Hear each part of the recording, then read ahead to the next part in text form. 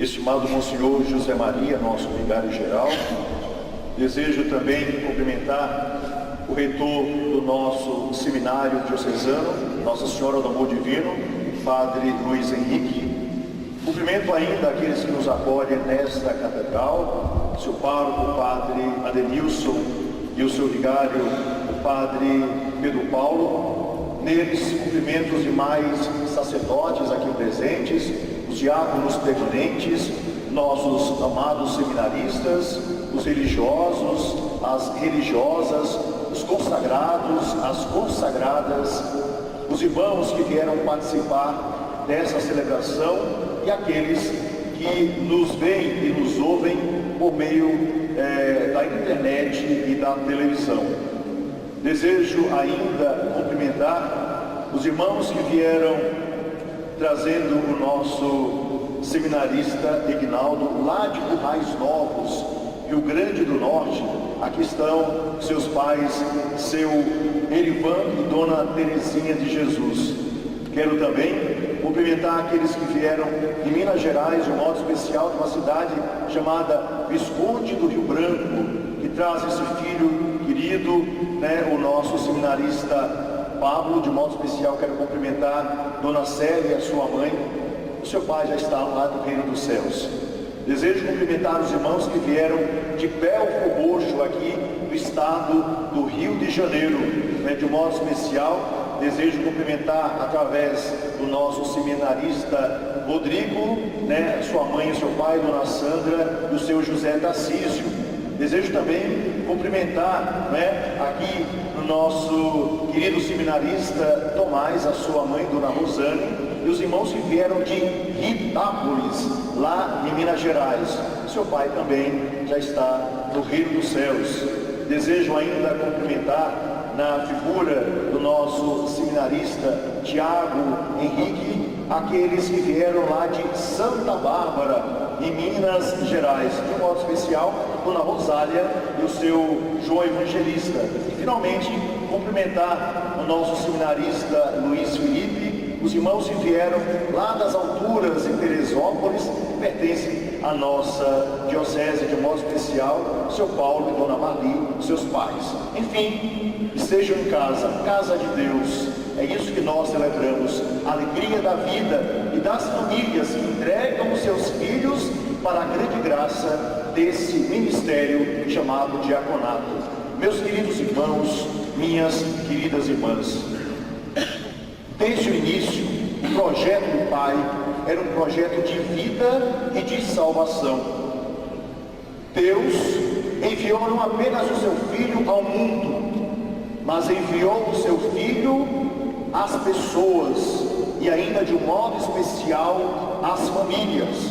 Não é à toa que Jesus não aparece por acaso, ele não vem sozinho, ele deseja estar acompanhado, e o tempo todo, desde o início do projeto do Pai, recordando o que havia acontecido no Gênesis, tudo começa através de uma família. E é bonito perceber que durante 30 anos Jesus vai habitar entre os seus, nesse grande seio da família de Nazaré, obedecendo naturalmente ao seu pai adotivo José e à sua querida mãe. É ali, durante 30 anos, que a primeira parte do projeto do Pai vai sendo realizada. Ou seja, Jesus prega para os seus, começa em sua casa, dá o testemunho da grande graça que é trazer o céu todo, completo, porque ele é homem e é Deus, ali para aquela pequena cidade. E aos poucos as pessoas vão percebendo naquele jovem simples, pobre, trabalhador, operário, responsável, a graça que se dá quando as pessoas começam a olhar aqueles olhos de uma forma diferente. E é ali mesmo, entre os seus, no seio da sua família, que Jesus começa esse grande projeto. Ali ele aprende a ser homem, porque Deus ele sempre foi. Ali ele aprende os costumes do seu povo, porque que era fundamental entender como pensava a humanidade, para falar a esta mesma humanidade com a linguagem que ela conhecesse, mas ao mesmo tempo de um projeto que vinha do céu, que ela não mais conhecia por causa do seu coração endurecido. E ali, durante 30 anos, com perseverança, Jesus começa e fala ao coração do seu povo e converte aqueles que estão em sua casa. E vai a cada dia entre aqueles que eram seus parentes, chamados de irmãos e de irmãs, pregando a verdade do Evangelho. Todos eram livres para abraçar ou para rejeitar, mas ele não teve medo de começar através de sua casa, manifestando esse grande projeto do Pai. Tudo começa pela família, tudo começa pela pequena família. É ali, em primeiro lugar, que o Evangelho precisa ser manifestado. Pelo exemplo, pela palavra, pelos conselhos, mas fundamentalmente pelo amor que acolhe e que transforma. Ora, meus irmãos e minhas irmãs, depois de 30 anos, Jesus se prepara para continuar entre os homens aquilo que ele havia aprendido e ensinado em Nazaré. É Deus que vem a nós com a força do seu Evangelho. É Deus que vem a nós com a força do seu amor.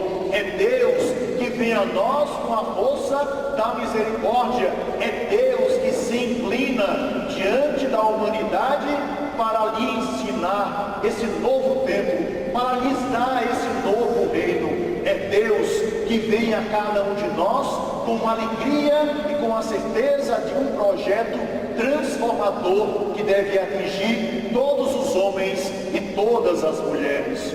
Ora, meus irmãos e minhas irmãs, como nós ouvimos o Evangelho, não existe maior amor do que dar a vida aos seus irmãos. E foi exatamente isso o que Jesus fez durante os seus 3 anos de pregação da verdade. Amou a todos, serviu a todos, serviu aqueles que os amava, mas também serviu aqueles que não amava. Deu pão àqueles que o seguia, mas também foi capaz de manifestar os seus sinais e os seus milagres àqueles que não o conhecia. Foi capaz de ser pregado numa cruz por aqueles que o chamava de Deus, mas também por aqueles que o chamava de bandido. Foi capaz de ir até as últimas consequências para manifestar a toda a humanidade que nós, como ele, precisamos ser serviço, precisamos estar à disposição dos irmãos, principalmente daqueles que mais necessitam. Meus irmãos e minhas irmãs, é dentro dessa graça do Evangelho, dessa alegria da vida nova, que nós entendemos o que 6 jovens, na flor da sua idade, estão fazendo aqui nesse momento. Saíram das mais diferentes regiões do Brasil, em busca da realização de um sonho, que não era apenas um sonho pessoal, mas um sonho de humanidade, um sonho divino, que é fazer com que a palavra transformadora chegue a todos os homens e a todas as mulheres.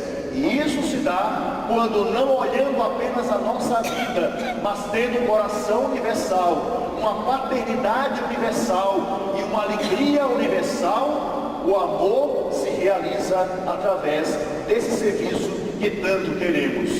Aqui estão 6 jovens seminaristas, e hoje eles não vão receber um cargo. Hoje eles vão tomar para suas vidas um mandato, um ministério, que é um ministério de serviço, que não se encerra apenas nesse período transitório de diaconato, mas que deve ser um compromisso de toda a vida. Meus queridos filhos, vocês responderam sim a Deus e a igreja que Ele nos deixou. Vocês foram capazes de, não olhando apenas os sonhos pessoais, mas o sonho de Deus, colocar toda a vida de vocês à disposição desse mesmo Senhor. Nenhum de nós pode mentir pela tonsura, como diziam os antigos, pelo hábito, como como dizem os religiosos, ou pela estola, não é? Que hoje vocês vão receber. Nenhum de nós pode mentir pregando o evangelho que nós próprios não experimentamos. Nenhum de nós pode mentir manifestando ao mundo uma palavra que deve ser dita quando vivemos uma vida de morte. Quando escolhemos mentir para nós mesmos, inegavelmente a desgraça nos visita e destrói a nossa existência. Não preciso dar exemplo disso para vocês, porque vocês conhecem isso perfeitamente ao longo da história. Hoje Deus os chama para que vocês nos sirvam neste altar, mas também às mesas dos irmãos e das irmãs, principalmente aqueles que clamam pela sua presença, os marginalizados, os mais pobres, os que estão nas periferias existenciais, como nos diz o Papa Francisco, aqueles que clamam pela nossa presença, porque não entenderam ainda o sentido da vida. E a esses homens e a essas mulheres que sem vergonha, sem medo, sem nenhum tipo de constrangimento, nós vamos entregar o pão da vida, que é Jesus Cristo, a palavra que alimenta, que é o seu Evangelho, ao mesmo tempo o pão de cada dia para matar a fome daqueles que ainda não têm sobre suas mesas. E definitivamente nós vamos entregar, por causa de Jesus, integralmente o nosso coração, porque foi para isso que nós viemos, como Jesus nos falou no Evangelho. Nós somos homens que precisamos viver pelo amor, com o amor, e assim transformar a humanidade por meio daquilo que realmente toca o coração, toca a vida, toca a alma e deve tocar o mundo, que é a palavra misericórdia, que é a palavra amor, que é a palavra bondade, que é a palavra humildade e que é a palavra serviço, que vocês acrescentam hoje de um modo especial em suas vidas para cumprir aquilo que Deus pede de cada um de vocês, porque quem os chamou foi o Senhor, e a Ele vocês devem justamente um testemunho de existência que manifeste a sua própria vida. Meus irmãos e minhas irmãs, o que eu posso pedir a vocês, senão rezem por esses filhos, rezem para que eles durante toda a vida jamais se esqueçam do primeiro amor. Inclinem os seus joelhos, a sua cabeça e peça pelos ministros da igreja, às vezes tão atacados pelo mundo que nos cerca, às vezes claudicantes ao longo do caminho que o leva ao pecado, mas às vezes tão fortalecidos pela oração que transforma e que salva. E sejam vocês mesmos homens de oração, porque é a oração que transforma a humanidade, é a oração que abre os nossos olhos e transforma a nossa vida. E assim, todos juntos, caminhamos para a certeza de que vale a pena seguir aquele que não nos trai, aquele que sempre está ao nosso lado, aquele que verdadeiramente é o Senhor.